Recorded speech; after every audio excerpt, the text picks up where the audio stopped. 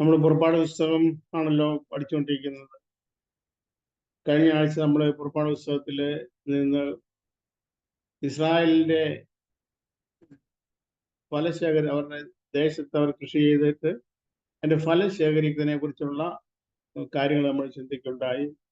അവിടെ നമ്മൾ കണ്ടത് ഒരു ആദ്യഫലം എന്നൊരു ആദ്യഫലമുണ്ട്. അതൊരു കറ്റയാണ് ആദ്യഫലം. ആ കറ്റ ദൈവത്തിന്റെ സന്നിധിയിൽ അവർ കൊണ്ടുചെല്ലണമായിരുന്നു. ആ കറ്റ പുരോഹിതൻ അത് നീരാജനം ചെയ്ത് ചേർക്കും. അപ്പൊ ഈ ഇസ്രായേലിന്റെ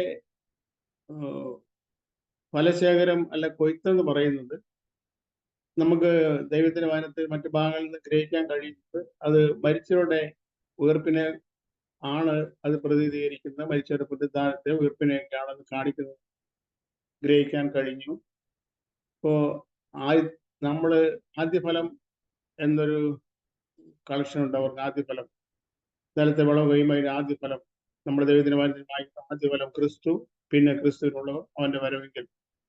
അപ്പോസ്തലനായ പൗലോസിനെ കുറിച്ച് ഇങ്ങനെ എഴുതിയിരിക്കുന്നത്, ക്രിസ്തു നിദ്ര കൊണ്ടവരിൽ നിന്ന് ആദ്യ ഫലമായി ഉയർത്തെഴുന്നേറ്റിരിക്കുന്നു. അപ്പൊ ഈ കാര്യങ്ങളിൽ നിന്ന് എല്ലാം നമുക്ക് ഗ്രഹിക്കാൻ കഴിയുന്നത് അവരുടെ ആദ്യഫലം എന്ന് പറയുന്നത് മരിച്ചവരുടെ പുനരുദ്ധാനത്തിന്റെ ആദ്യമായിട്ട് ദൈവസന്നിധിയിൽ ചേർക്കുന്ന ഉയർത്തെഴുന്നേൽപ്പിനെയാണ് അത് കാണിക്കുന്നത്. നമ്മൾ ഗ്രഹിക്കുകയുണ്ടായി. നമ്മൾ ദൈവത്തിന്റെ വചനം സൂക്ഷ്മതയോടെ പഠിക്കുമ്പോൾ നമുക്ക് ഗ്രഹിക്കാൻ കഴിയുന്ന ഒരു കാര്യം, 2 പുനരുദ്ധാനങ്ങളുണ്ട് എന്ന് ദൈവത്തിന്റെ വചനത്തിൽ നമുക്ക് കാണുന്നു. വെളിപ്പാട് പുസ്തകത്തിലും നാം ഇങ്ങനെ വായിക്കുന്നു, ഒന്നാമത്തെ പുനരുദ്ധാനത്തിൽ പങ്കുകൊള്ളാൻ ഭാഗ്യവാനും വിശുദ്ധരുമാകുന്നു, 2ാം മരണത്തിന്റെ വരവ് നമ്മൾ വായിക്കുന്നു. പുനരുദ്ധാനം എന്ന് പറയുന്നത്, ഒന്നാമത്തെ പുനരുദ്ധാനം എന്ന് പറയുന്നത് അതിൽ 5 ഉയർപ്പുകൾ വരുന്നു. 5 ഉയർപ്പുകൾ കൂടിയതാണ് ഒന്നാമത്തെ പുനരുദ്ധാനം. രണ്ടാമത്തെ അതിന് ശേഷം ഒരു പുനരുദ്ധാനമുണ്ട്. നമ്മൾ 1000 ആണ്ട് വാഴ്ചയ്ക്ക് ശേഷം നമ്മൾ ദൈവത്തിന്റെ വെളിപ്പാട് പുസ്തകം നമ്മൾ കാണുന്നത് 1000 ആണ്ട് വാഴ്ചയ്ക്ക് ശേഷം മരിച്ചതിന് ശേഷമുള്ളവർ 1000 ആണ്ട് കഴിയോളം ജീവിച്ചില്ല. ഇത് ഒന്നാമത്തെ പുനരുദ്ധാനം എന്ന് നാം വെളിപ്പാട് പുസ്തകത്തിൽ വായിക്കുന്നു. അതിനുശേഷം മരിച്ചവർ ആപാലപുരമുള്ള സിംഹാസനത്തിന് മുമ്പിൽ നിൽക്കുന്നത് ഞാൻ കണ്ടു എന്ന് അപ്പോസ്തലനായ യോഹന്നാൻ എഴുതിയിട്ടുണ്ടായി. ഞാൻ പറഞ്ഞതിന് താല്പര്യം, ഈ മരിച്ചവരുടെ പുനരുദ്ധാനം എന്നുള്ളത് അതിപ്രധാനമായ ഒരു വിഷയമായിട്ട് ദൈവത്തിന്റെ വചനത്തിൽ നമുക്ക് പലയിടത്തായി കിടക്കുന്നത് നമുക്ക് ഗ്രഹിക്കാൻ കഴിയുന്നുണ്ട്. ഈ ആദ്യഫലം എന്ന് പറഞ്ഞാൽ എന്താണ്? ആദ്യമായിട്ട് ദൈവസന്നിധിയിൽ ചേർക്കപ്പെടുന്ന ആ ഫലത്തെയാണ് ആദ്യഫലം എന്ന് പറയുന്നത്. നമ്മളും ആദ്യഫലം ആയി തീരാൻ വേണ്ടിയാണ് ദൈവം നമ്മളെ വീണ്ടും ജനിപ്പിച്ചതെന്ന് യാക്കോബ് അപ്പോസ്തലൻ പറയുന്നു. നാം അവന്റെ സൃഷ്ടികളിൽ ഒരുവിധം ആദ്യഫലം ആകേണ്ടതിന് അവന്റെ ഇഷ്ടഹേതുവായി നമ്മളെ വീണ്ടും ജനിപ്പിച്ചു എന്ന് യാക്കോബിന്റെ ലേഖനത്തിൽ 1-ാം അധ്യായത്തിൽ നമ്മൾ കാണുന്നുണ്ട്. അപ്പൊ നമ്മളും ആദ്യഫലം ആയി തീരണം എന്നാണ് ദൈവത്തിന്റെ താല്പര്യം. നമ്മളെ കുറിച്ചുള്ള ആദ്യഫലത്തിന്റെ പ്രത്യേകതയുണ്ട്. ആദ്യഫലം എന്ന് പറയുന്നത് ആദ്യജാതൻ എന്ന് പറയുന്ന പ്രത്യേകതയുണ്ട്. ആദ്യജാതൻ എന്ന് പറയുന്നത് സാധാരണ കടിഞ്ഞൂലെന്ന് ദൈവത്തിൽ കാണുന്നുണ്ട്. ആദ്യജാതനെന്നും കടിഞ്ഞൂലെന്നും എല്ലാം പറഞ്ഞാൽ ഒന്ന് തന്നെയാണ്. എന്നാൽ ആദ്യജാതിന്റെ അഥവാ കടിഞ്ഞൂലിന്റെ വീണ്ടെടുപ്പിന്റെ വില 5 ശേക്കലാണ്. സാധാരണ ഒരു ഇസ്രായേലിന്റെ വീണ്ടെടുപ്പിന് 1/2 ശേക്കലേ ഉള്ളൂ. എന്നാൽ കടിഞ്ഞൂലിന്റെ വീണ്ടെടുപ്പിന്റെ വില 5 ശേക്കലാണ്. അപ്പൊ വളരെ ഉന്നതമായ, വളരെ മറ്റുള്ളവരിൽ നിന്ന് വ്യത്യസ്തമായ ഒരു വളരെ ഉത്കൃഷ്ടമായ ഒരവസ്ഥയാണ് ആദ്യഫലത്തിനുള്ളത്. നമുക്ക് ഈ കാര്യങ്ങളെല്ലാം ഗ്രഹിക്കാൻ കഴിയുന്നുണ്ട്. ഇന്ന് നമ്മൾ ചിന്തിക്കാൻ തുടർച്ചയായിട്ട് ഇന്ന് നമ്മൾ ചിന്തിക്കാൻ താല്പര്യപ്പെടുന്നത് 25-ാം അധ്യായത്തിന്റെ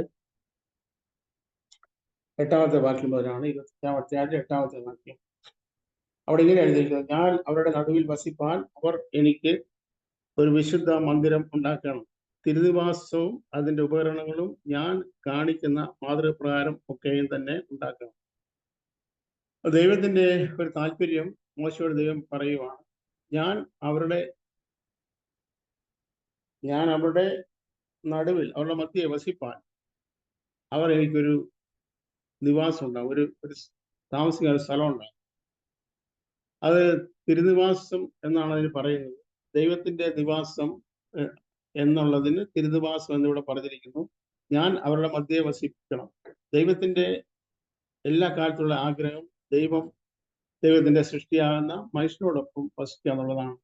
ഏദൻ തോട്ടത്തിൽ വെച്ച് ദൈവം ആഗ്രഹിച്ചിരുന്ന കാര്യം ആദ്യ മനുഷ്യനെ ആദാമിനോട് കൂടെ ദൈവം ആദാമിനോടൊപ്പം വസിക്കാൻ സമയം ചെലവിടാൻ ദൈവം സമയം കണ്ടെത്തിയിരുന്നു. ആദാമിനോട് കൂടെ വസിക്കാൻ ദൈവം താല്പര്യപ്പെട്ടിരുന്നു. എന്നാൽ ആദാമിനോട് കൂടെ വസിക്കാൻ ദൈവത്തിന് കഴിഞ്ഞില്ല. ആദാം പാപം ചെയ്ത മുഖാന്തരം ആദാമും ദൈവം തമ്മിൽ അന്യപ്പെട്ടു പോയി. ആദാമിനോട് കൂടെ വസിക്കാൻ കഴിഞ്ഞില്ല. പിന്നീട് ദൈവത്തിന്റെ ആഗ്രഹം അവരുടെ മധ്യേ വസിക്കണമെന്ന്, അവരുടെ കൂടെയല്ല, അവരുടെ മധ്യേ വസിക്കണം. അപ്പൊ ഇസ്രായേൽ ജനത്തോട് മോശ മുഖാന്തരം മോശയോട് ദൈവം പറയുന്നത്, ഞാൻ അവരുടെ മധ്യേ വസിക്കണം, അതാണ് എൻ്റെ ആഗ്രഹം, അവരുടെ മധ്യത്തിൽ ഞാൻ വസിക്കണം. അങ്ങനെ ഞാൻ അവരുടെ മധ്യേ വസിക്കാൻ നീ എനിക്കൊരു തിരുനിവാസം ഉണ്ടാക്കണം, ഒരു വിശുദ്ധ മന്ദിരം ഉണ്ടാകും. അപ്പം ദൈവം വസിക്കാൻ താല്പര്യപ്പെടുന്ന മന്ദിരം ദൈവത്തിന്റെ പ്ലാൻ പ്രകാരം തന്നെ ഉള്ളതായിരിക്കും. അതിനകത്ത് മോശയെ കുറിച്ച് നമുക്കറിയാം. മോശ മിസ്രൈമിലെ എല്ലാ ടെക്നോളജി അറിയാവുന്ന മനുഷ്യനായിരുന്നു മോശ പഠിച്ചത്, ഞാനിങ്ങനെ ചിന്തിക്കുന്നത്, മോശ പഠിച്ചത് ഫറവോന്റെ പുത്രിയുടെ മകനായതുകൊണ്ട് അവിടുത്തെ ഏറ്റവും നല്ല യൂണിവേഴ്സിറ്റിയിലായിരിക്കും മോശ പഠിച്ചത്. അതുകൊണ്ട് മോശയ്ക്ക് മിസ്രൈമിലെ എല്ലാ ആധുനിക അന്ന് ആ കാലത്തെ എല്ലാ ടെക്നോളജിയും മോശയ്ക്ക് നന്നായിട്ട് അറിയാമായിരുന്നു. ദൈവം പറയുന്നത്, ദൈവം വസിക്കാൻ താല്പര്യപ്പെടുന്ന ഒരു തിരുനിവാസം അല്ലെങ്കിൽ ദൈവത്തിന്റെ വാസസ്ഥലം, വിശുദ്ധ മന്ദിരം, മോശയുടെ ടെക്നോളജി ഒന്നും അതിനകത്ത് പ്രയോഗിക്കാൻ പാടില്ല. ദൈവത്തിന്റെ താല്പര്യം എന്താണോ, ദൈവം എന്താണോ ഉദ്ദേശിക്കുന്നത്, താല്പര്യപ്പെടുക, അതുപോലെ തന്നെ ആയിരിക്കണം.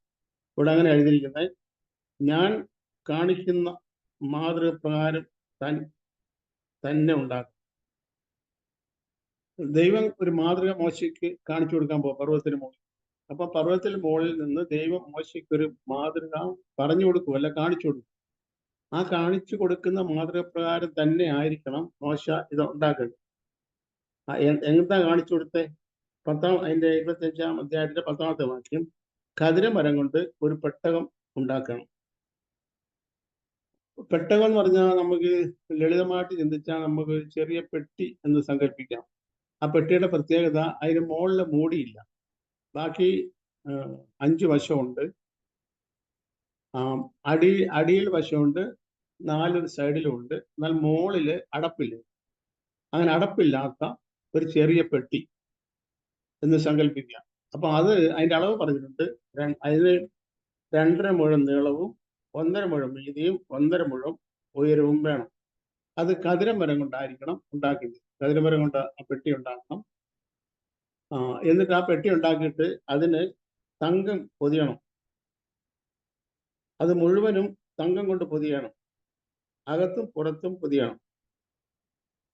അതിന്റെ അകത്തും പുറത്തും തങ്കം കൊണ്ട് പൊതിഞ്ഞ ഒരു പെട്ടി അത് ഉണ്ടാക്കിയിട്ട് ഖദിരമരം കൊണ്ടാണ്. ഈ ഖദിരമരത്തെ കുറിച്ച് ഞാൻ കേട്ടിട്ടുള്ളത്, ഖദിരമരത്തിന്റെ പ്രത്യേകത, അത് എത്ര നമ്മൾ മിനുസപ്പെടുത്തിയാലും, അല്ല നാടൻ ഭാഷ നമ്മൾ എത്ര കാർപ്പന്റെ ആശാരിമാർ ചിന്തയിലിട്ടാലും അത് മിനുസപ്പെടത്തില്ല. ഇങ്ങനെ റഫായിട്ടുള്ളൊരു പ്രതലം അതിന് പിന്നെ ഉണ്ടാകും. നമ്മൾ സ്മൂത്ത് ആക്കാൻ ശ്രമിക്കും തോറും ഇതിന്റെ ആരിങ്ങനെ പൊങ്ങി വരും മരമാണ് ഖദിരമരം, ഞാൻ കേട്ടിട്ടുണ്ട്. അപ്പൊ അങ്ങനെ ഉള്ള ഈ ഖദിരമരം കൊണ്ടാണ് ദൈവം വസിക്കാൻ വേണ്ടി, താമസിക്കാൻ വേണ്ടി താല്പര്യപ്പെടുന്ന തിരുനിവാസം ഉണ്ടാക്കേണ്ടത്. അതിന്റെ ഒരു ഉപകരണം ഈ പെട്ടിയായിരിക്കണം.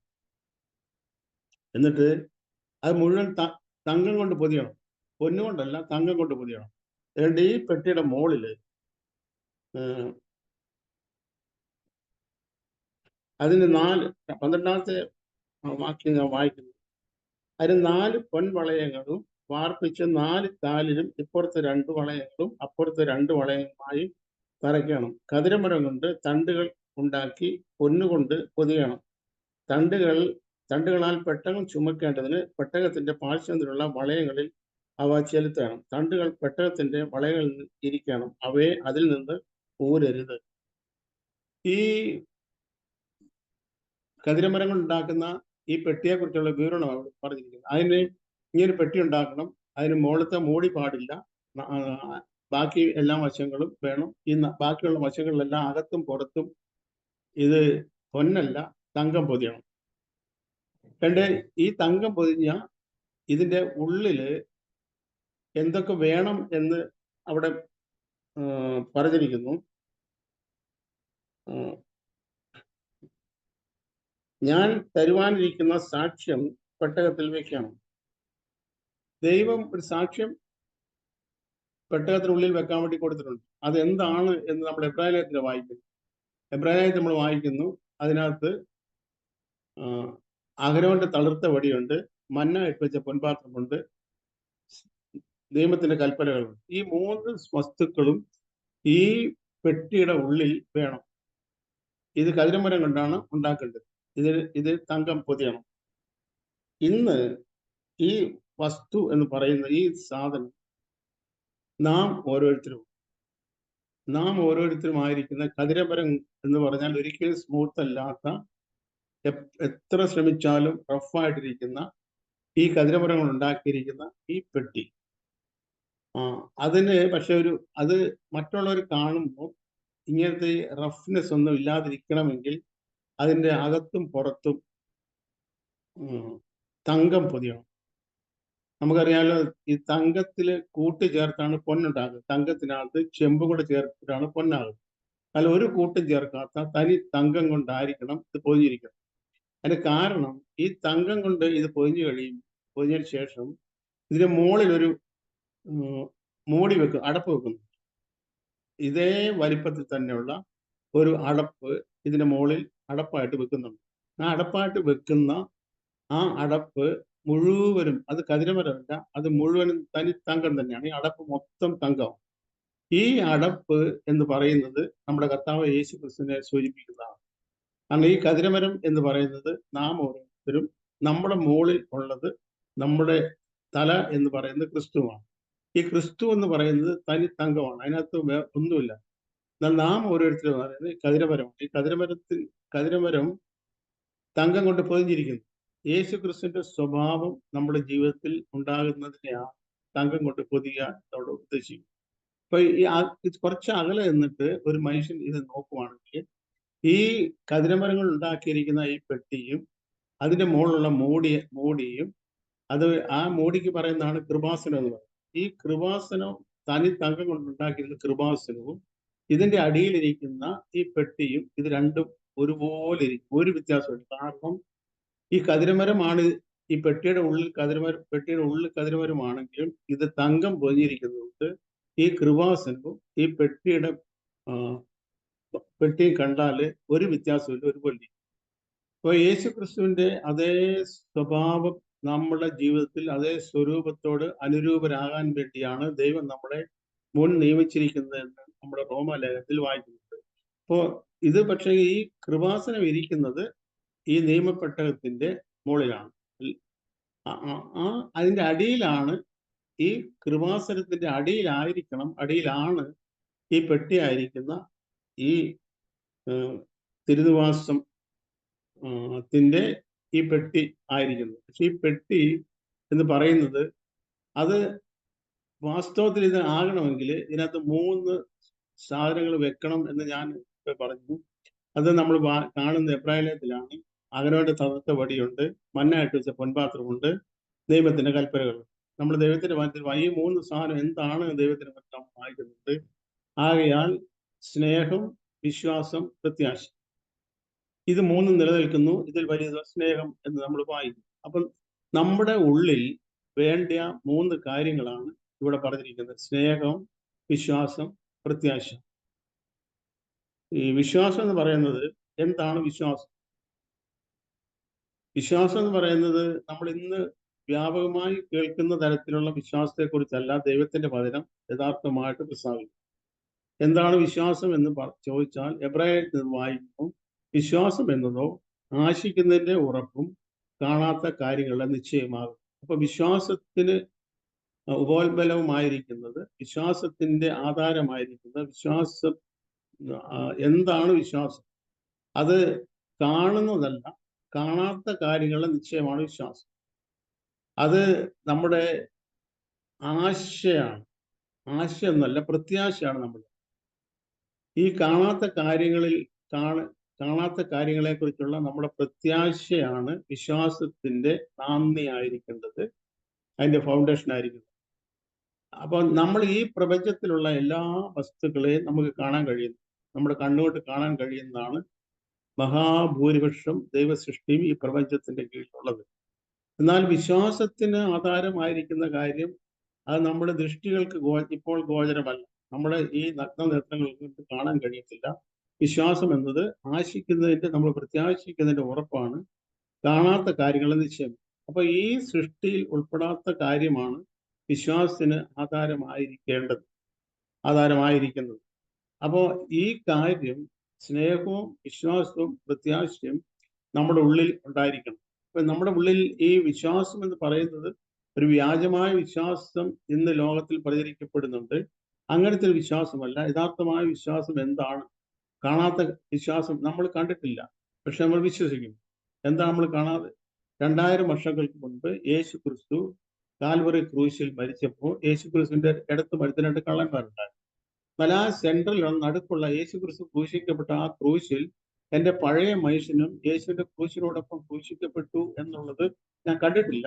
എന്നാൽ ഞാൻ വിശ്വസിക്കുന്നത്, ഞാൻ വിശ്വാസത്താലാണ് ഞാൻ അറിയുന്നത്, എൻ്റെ പഴയ മനുഷ്യനും യേശു ക്രിസ്തുവിന്റെ ക്രൂശിനോടൊപ്പം ആ ക്രൂശിൽ ക്രൂശിക്കപ്പെട്ടിരുന്നു എന്ന് ഞാൻ വിശ്വാസത്താലാണ് അറിയുന്നത്.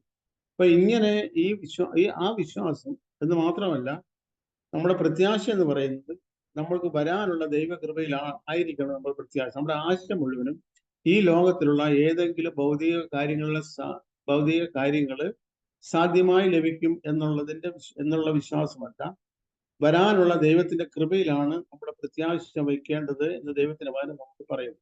അപ്പൊ ഈ പ്രത്യാശയും വിശ്വാസവും സ്നേഹവും ഉള്ള കതിരമരം കൊണ്ട് ഉണ്ടാക്കിയതും അകത്തും പുറത്തും തങ്കം പൊതിഞ്ഞിരിക്കുന്നതുമായ ഒരു വളരെ ചെറിയൊരു പെട്ടിയാണ്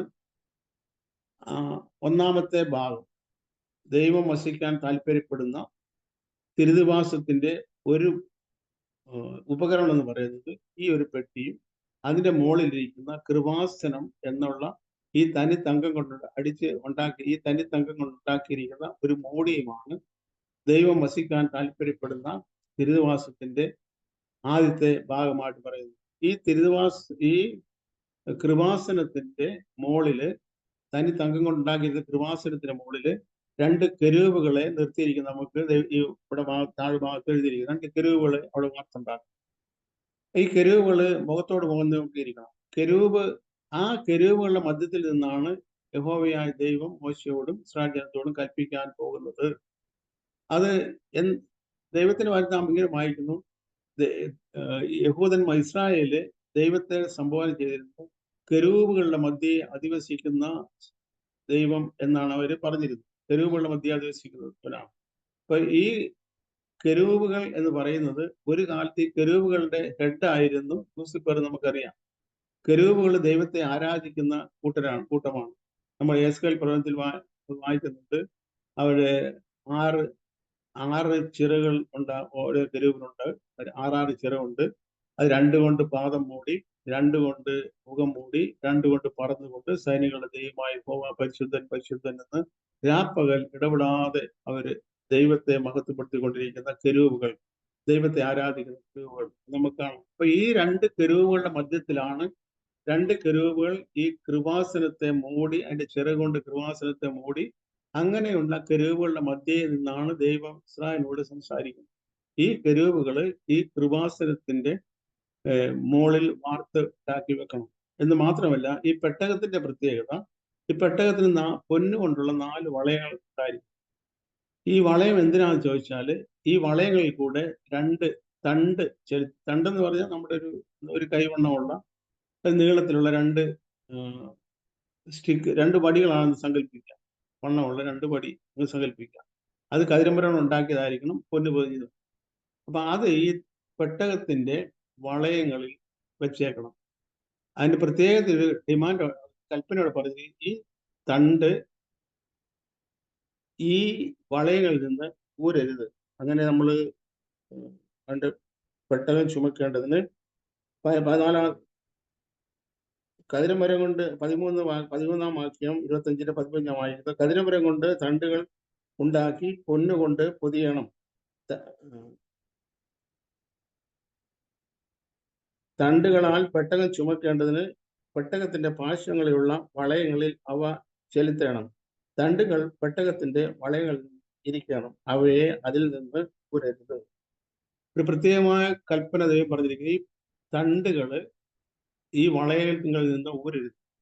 അതിന്റെ കാരണം എന്താ വെച്ചാൽ, ഇസ്രായേൽ ജനം 40 വർഷം മരുഭൂമിയിൽ കൂടെ നടന്നപ്പോൾ 42 പ്രാവശ്യം ഒരു പാളയം അടിച്ചിരുന്നത് നമ്മൾ സംഖ്യാപുസ്തകത്തിലൊക്കെ വായിക്കുന്നുണ്ട്, കാണുന്നുണ്ട്. നമുക്ക് കൃത്യമായിട്ട് അവിടെ അക്കമിട്ട് നമുക്ക് പഠിക്കാൻ കഴിയുന്നതാണ്. അപ്പൊ ഈ ഏത് സ്ഥലത്താണ് അവർ പാളയം ഇറങ്ങേണ്ടത്, എപ്പോഴാണ് പാളയം പുറപ്പെടുവിക്കേണ്ടതെന്ന് ആർക്കും അറിഞ്ഞുകൂടാ. ഇതിനു വേണ്ടി ദൈവം അവർ കൊടുത്തിരുന്ന ഒരു ലക്ഷ്യം എന്ന് പറയുന്നത്, ഈ സമാഗമന കൂടാരം എന്നുള്ള കൂടാരത്തിന്റെ മുകളിൽ ദൈവത്തിന്റെ മേഘം ഉണ്ടാകും. മോശ ഈ പാളയത്തിൽ ഇരുന്നുകൊണ്ട് ഈ സമാഗമനത്തിന്റെ മുകളിലേക്ക്, കൂടാരത്തിന്റെ മുകളിലുള്ള ഈ മേഘത്തെ മോശയെ നോക്കിക്കൊണ്ടിരിക്കും. അപ്പൊ ഈ മേഘം കൂടാരത്തിന്റെ മുകളിൽ നിന്ന് പൊങ്ങുന്നത് കാണുമ്പം മോശയ്ക്കും അറിയാം ഈ കൂടാരം മാറ്റി അടിക്കാൻ സമയമായി, പാളയത്തെ പുറപ്പെടുവിക്കാൻ സമയമായി എന്ന് മോശയ്ക്ക് മനസ്സിലാവും. ഇപ്പൊ മോശയുടെ കയ്യില് 2 കാഹളങ്ങൾ, അത് സംഖ്യാപുസ്തകം 10-ാം അധ്യായത്തിൽ നാം കാണുന്നുണ്ട്. മോശയുടെ കയ്യിൽ 2 കാഹളം, രണ്ടും വെള്ളി കൊണ്ട് അടുപ്പുപണിയായിട്ട് ഉണ്ടാക്കിയത്. അപ്പൊ ഈ മോശയുടെ ഈ കയ്യിലുള്ള കാഹളമാണ് ഏകദേശം 20 ലക്ഷം ആളുകളോടെ ഉണ്ട് മോശ പുറപ്പെടുവിച്ചുകൊണ്ടിരുന്നത്. അപ്പൊ മോശ ഒറ്റ ഒരുത്തനാണ് കാണുന്നത്, ഈ സമാഗമന കൂടാരത്തിന്റെ മുകളിലുള്ള മേഘം പൊങ്ങുന്നത് കാണുന്നത് മോശയാണ്. ഇപ്പം ബാക്കിയുള്ളവരെല്ലാം ചിലപ്പോൾ രാത്രിയിൽ കിടന്നുറങ്ങുമായിരിക്കും, അല്ലെങ്കിൽ ജോലി ചെയ്യുമായിരിക്കും, അവരുടെ അടുക്കളയിലെ പണി ചെയ്യുമായിരിക്കും, അല്ലെ അങ്ങനത്തെ എന്തെങ്കിലും കാര്യങ്ങൾ വ്യാപൃതരായിരിക്കും. പക്ഷെ ഇവരൊന്നും അറിയുന്നില്ല എപ്പോഴാണ് ഈ പാളയം മാറ്റി അടിക്കേണ്ടതെന്ന് ഇവർക്ക് അറിഞ്ഞുകൂടാ. അല്ലെങ്കിൽ ഈ കൂടാരം എപ്പോഴാണ് പൊളിച്ചു കൊണ്ടുപോകേണ്ടതെന്ന് ഇവർക്ക് അറിഞ്ഞുകൂടാ. ഇവർ ശ്രദ്ധിക്കേണ്ടത്, ഈ കാഹളത്തിന്റെ ശബ്ദം കേൾക്കുമ്പോൾ ഇവർക്ക് മനസ്സിലാകും കൂടാരം ഇവിടുന്ന് മാറ്റി അടിക്കാൻ സമയമായി എന്നുള്ള കാര്യം ഇവർക്ക് ഗ്രഹിക്കാൻ കഴിയും. അങ്ങനെ ഇവർ ഗ്രഹിക്കുന്നത്, ഈ സമാന കൂടാരത്തിലുള്ള മേഘം പൊങ്ങുന്നത് കണ്ടിട്ടല്ല, നേരെ മറിച്ച് മോശയുടെ കയ്യിലുള്ള കാഹളം മോശ ഊതുന്ന ധ്വനി കേട്ടിട്ടാണ് ഇവർ മനസ്സിലാക്കുന്നത്. മോശയുടെ കയ്യിൽ 2 കാഹളം ഉണ്ടെന്ന് ഞാൻ പറഞ്ഞു. മോശയുടെ കയ്യിലുള്ള 2 കാഹളം 2 പർപ്പസിന് വേണ്ടിയുള്ളൂ. മോശയുടെ കയ്യിലുള്ള ഒരു കാഹളം പാളയത്തെ പുറപ്പെടുവിക്കാനും മറ്റൊരു കാഹളം സഭയെ കൂട്ടിവരുത്താനും. അപ്പൊ സഭ എന്ന് പറഞ്ഞാൽ എന്താണ്? സഭ എന്ന് പറയുന്നത് പാളയമാണ്. അവിടെ നമ്മൾ പ്രത്യേകം കാണുന്നുണ്ട്, പാളയത്തെ പുറപ്പെടുവിക്കാൻ അല്ലെങ്കിൽ സഭയെ കൂട്ടിവരുത്താൻ എന്ന് 2 പരാമർശം കാണുന്നു. അപ്പൊ സഭ എന്ന് പറഞ്ഞാൽ എന്താണ് അവിടെ നമുക്ക് കാണാൻ കഴിയുന്നു. മോശയ്ക്ക് തന്നെ ഭാരം വഹിക്കാൻ വയ്യാതിരുന്നുകൊണ്ട് മോശയുടെ അമ്മായിപ്പന ഒരു അഡ്വൈസ് മോശ കൊടുത്തായിരുന്നു. ആ അഡ്വൈസ് ഇതാണ്: 1000 പേർക്ക് അധിപതികൾ ആയി ഓരോരുത്തർ തിരഞ്ഞെടുക്കും. അപ്പൊ ഈ മോശയുടെ അടുത്ത് എത്താതെ വണ്ണം ഈ പാളയത്തിലുള്ള 20 ലക്ഷം പേരുടെയും പ്രശ്നങ്ങൾ മോശയുടെ അടുത്ത് ഒരുത്തന് തന്നെ കൈകാര്യം ചെയ്യാൻ പറ്റാത്തതുകൊണ്ട് ഈ 1000 പേരുടെ അധിപതി ആയിരിക്കുന്ന ഒരാളെ തിരഞ്ഞെടുക്കുക. അങ്ങനെ 20 ലക്ഷം പേർക്ക് ഏകദേശം ഒരു 2000 പേരെ തിരഞ്ഞെടുത്ത് കാണും. അപ്പോ ഇത്രയും പേര്, 1000 പേർക്ക് അധിപതിയായിട്ടുള്ള ഇത്രയും ആളുകളെയാണ് സഭ എന്ന് പറയുന്നത്. ഈ സഭ ശരിക്കും പാളയത്തിൽ തന്നെയാണ്. ഈ ആളുകൾ താമസിക്കുന്ന പാളയത്തിൽ തന്നെ. പക്ഷെ പാളയം എന്നല്ല ഇവരെ വിളിക്കുന്നത് സഭയെന്നാണ്. എന്നാൽ പാളയം മുഴുവൻ സഭയാണോ? അതൊട്ടല്ലത്. ഇസ്രായേൽ പാളയങ്ങളിൽ ഈ തിരഞ്ഞെടുക്കപ്പെട്ട 1000 പേർക്ക് അധിപതികൾ ആയിരിക്കുന്നവരെയാണ് സഭ എന്നുകൊണ്ട് അവിടെ ഉദ്ദേശിക്കും. അപ്പൊ ഈ സഭയെ മോശയുടെ അടുത്ത് കൂട്ടിവരുത്തേണ്ട ആവശ്യം മോശയ്ക്കുണ്ട്. അപ്പൊ ഈ സഭയെ കൂട്ടിവരുത്താൻ മോശ എന്ത് ചെയ്യത്തില്ല?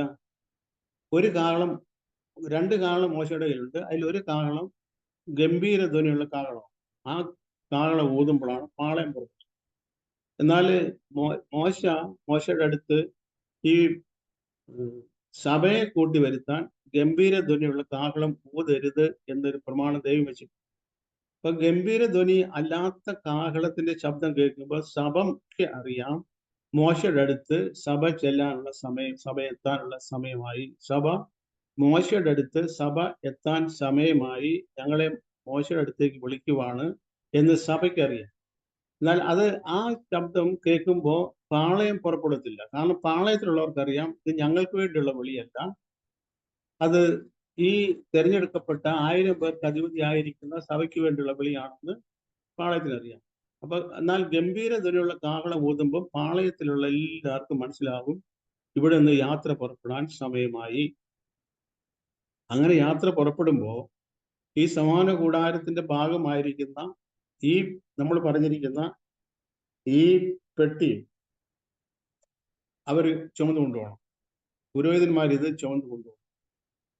അങ്ങനെ ചുമന്ന് കൊണ്ടുപോകാൻ 4 വളയങ്ങളിൽ കൂടെ ഇട്ടിരിക്കുന്ന 2 തണ്ടുകളിൽ ആണ് ഇത് ചുമന്ന് കൊണ്ടുപോകേണ്ടത്. 4 പുരോഹിതന്മാര് വേണം ഇത് ചുമന്ന് കൊണ്ടുപോകാൻ വേണ്ടി. നമുക്ക് ദൈവത്തിന്റെ വചനത്തില് ദാവീദിന്റെ കാലത്ത് സംഭവിച്ച കാര്യമൊക്കെ നമുക്ക് അറിയാമെന്ന് ഞാൻ ധരിക്കുന്നു. ഫെലിസ്ത്യർ ഈ പെട്ടകം പിടിച്ചു. ഫെലിസ്ത്യർ പെട്ടകം പിടിച്ചിട്ട് ഫെലിസ്ത്യര് അവർക്ക് ഈ പെട്ടകം അവരുടെ ദേശത്ത് ഇരുന്നുകൊണ്ട് അവർക്ക് ഗുണമല്ല, ദോഷമാണ് സംഭവിച്ചത്. അതുകൊണ്ട് ഈ പെട്ടകം അവർക്ക് മടക്കി ഇസ്രായേൽ ദേശത്തേക്ക് മടക്കി വിടാൻ വേണ്ടി ഇവർ ചെയ്തത്, ഇവര് ഒരു പുതിയ കാളവണ്ടി മേടിച്ചു. അതിൽ 2 കാളകളെ കെട്ടി അങ്ങനെ അവര് അങ്ങോട്ട് വിട്ടു. പുതിയ കാളവണ്ടി മേടിച്ചിട്ട് ആ കാളവണ്ടിക്ക് 2 പശുക്കളെ അവര് വെച്ചു. കറവയുള്ള 2 പശുക്കളെ, കിടാക്കളെ മുറിക്കകത്ത് അടച്ചെടുത്ത് ഈ പശുക്കളെ അവര് ഈ വണ്ടിക്ക് കെട്ടിയിട്ട് ഇവര് ഈ സാധനം ഈ കാളവണ്ടിയെ വെച്ചിട്ട് ഇവരയച്ചു. ആ പോയ വഴിക്ക് പശുക്കള് അങ്ങോട്ട് കരഞ്ഞുകൊണ്ട് പോയി എന്നൊക്കെ നമ്മൾ വായിക്കുന്നുണ്ട്. അപ്പൊ അങ്ങനെ അവർ കരഞ്ഞുകൊണ്ട് ആ പശുക്കൾ പോയി ഇസ്രായേലിലെ ഈ വണ്ടി എത്തി. ഇവരിത് ആ ഇസ്രായേൽ ദേശത്ത് ഒരു കല്ലിൽ എടുത്തു വെച്ചു എന്ന് പറയുന്ന സംഭവം എല്ലാം നമുക്കറിയാം. അപ്പൊ എന്നാല് ദാവീദ് ഇതുപോലെ ഈ പെട്ടകം ദാവീദിന്റെ രാജാവിന് ശേഷം ഈ പെട്ടകം മടക്കി കൊണ്ടുവരാൻ വേണ്ടി ദാവീദ് ഫെലിസ്ത്യര് ഈ പെട്ടകം കൊണ്ടുവന്ന് കാളവണ്ടിയിലാണ്. അപ്പൊ എനിക്കും കാളവണ്ടിയെ തന്നെ ഈ പെട്ടകം കൊണ്ടുപോകാൻ എന്താ കുഴപ്പം എന്ന് ദാവീദ് വിചാരിച്ചിട്ട് ദാവീദ് എന്ത് ചെയ്തു, ഈ കാളവണ്ടിയെ തന്നെ ഈ പെട്ടകം വെച്ചിട്ട് കൊണ്ടുവന്നു. പക്ഷെ അവിടെ സംഭവിച്ച കാര്യം, വഴിമധ്യേ ഈ പെട്ടകം ചെരിഞ്ഞു. ഈ വണ്ടി എന്ന് പെട്ടകം ചെരിഞ്ഞപ്പോ പെട്ടകം കയറി താങ്ങി മറിഞ്ഞു പോകാതിരിക്കാൻ വേണ്ടി പിടിച്ചു. മരിച്ചുപോയി. ഇതിൽ നിന്ന് നമുക്ക് മനസ്സിലാക്കാൻ കഴിയുന്ന പാഠം, ദൈവത്തെ അറിയാത്തവർക്ക് ഉള്ളതിനേക്കാൾ ദൈവപ്രമാണം അനുസരിക്കാനുള്ള ഉത്തരവാദിത്വം ദൈവത്തെ അറിയുന്നവർക്കുണ്ട്. ദൈവത്തെ അറിയാത്തവർ ഒരുപക്ഷെ അവരങ്ങനെ ജീവിച്ചാൽ ദൈവം അവരെ ശിക്ഷിക്കുന്നതിനേക്കാൾ അധികം ദൈവപ്രമാണം അറിയുന്നവർ അത് ലംഘിച്ചാൽ ദൈവത്തിന്റെ കഠിനമായ ശിക്ഷ ഉണ്ടാകും എന്ന ഒരു പാഠമാണ് ദാവീദിന്റെ ആ കാര്യം മനസ്സിലാകുന്നത്. അപ്പൊ ഈ പെട്ടകത്തിന്റെ തണ്ട് അതിൽ നിന്ന് ഊരരുത്. ആ തണ്ട് ഊരിയാൽ ഇവർ ഈ ഗംഭീര ധ്വനിയുള്ള കാഹളം ഇവർ കേൾക്കുമ്പോൾ ഇത് ഈ സാധനം ഇവർ ചുമന്നുകൊണ്ട് പോകണം, പുരോഹിതന്മാർ ചുമന്നുകൊണ്ട് പോകണം. എന്നാൽ ഈ തണ്ട് അതിൽ നിന്ന് ഊരിയിട്ട് എവിടെയെങ്കിലും വെച്ചു. അപ്പോൾ ഗംഭീര ധ്വനിയുള്ള കാഹളം കേട്ടു, ഈ തണ്ട് കാണുന്നില്ല, ഇവിടെ അറിയത്തുമില്ല, ഇവിടെ തണ്ട് നോക്കി നടക്കാനുള്ള സമയമൊന്നുമില്ല. അതുകൊണ്ട് തന്നെ എല്ലാ സമയത്തും ഈ പെട്ടകത്തിന്റെ 2 വശത്തും ഈ തണ്ടുകൾ ഇരിക്കണം. ആ തണ്ടുകൾ അതിൽ നിന്ന് ദൈവത്തിന്റെ വചനത്തിൽ നമ്മളോട് ദൈവം കൽപ്പിച്ചിരിക്കുന്ന കാര്യം, നമ്മളെപ്പോഴും എപ്പോ വേണമെങ്കിലും ഈ മേഘം പൊങ്ങാം, ഈ കാഹളം കേൾക്കാം. അതെപ്പോ കേട്ടാലും നമ്മൾ പോകാൻ റെഡി ആയിരുന്നോ. സമയത്തും അസമയത്തും ഒരുങ്ങി നിൽക്കാനുള്ള കൽപ്പന ദൈവം നമ്മളോട് അരുളിച്ചെത്തുന്നു. എപ്പോഴാ ഇത് സംഭവിക്കുന്ന ആർക്കും അറിയത്തില്ല. യേശുക്രിസ്തുവിനോട് ചോദിച്ചതിന്റെ വരവിൽ ലോക അവസാനത്തിന്റെ ലക്ഷണം എന്താ? ഒരുപാട് ലക്ഷണങ്ങൾ പറഞ്ഞു. പക്ഷെ യേശുക്രിസ്തു പറഞ്ഞൊരു കാര്യം, അത് പിതാവിന്റെ സ്വന്തം ഇഷ്ടത്തിൽ വെച്ചിരിക്കുന്ന കാര്യമാണ്. അത് അറിയാന്നുള്ളത്. ഉത്തരം പോലും അറിയുന്നില്ല എന്നുള്ള ഭാഗങ്ങളൊക്കെ നമുക്ക് അറിയാം. ഞാൻ പറഞ്ഞതിന്റെ താല്പര്യം, ഏത് സമയത്ത് വേണം ഈ മേഘം പൊങ്ങാം, ഈ കാഹളം ധ്വനിക്കാം. കാഹളം ധ്വനിച്ചാലും ഈ തണ്ട് അതിന്റെ വളയങ്ങളിൽ നിന്ന് ഊരാതിരുന്നാൽ മാത്രം ഈ കാഹളം ധ്വനിക്കുമ്പോൾ ഈ ഇത് ചുമന്ന് കൊണ്ടുപോകാൻ പറ്റത്തില്ല. അതുകൊണ്ട് നാം വളരെ ജാഗ്രതയും എല്ലാ സമയത്തും അസമയത്തും ഒരുങ്ങിയിരിക്കുന്നതിനായി തീരാം. ദൈവം നമ്മളെ അനുഗ്രഹിക്കുമാറാകട്ടെ.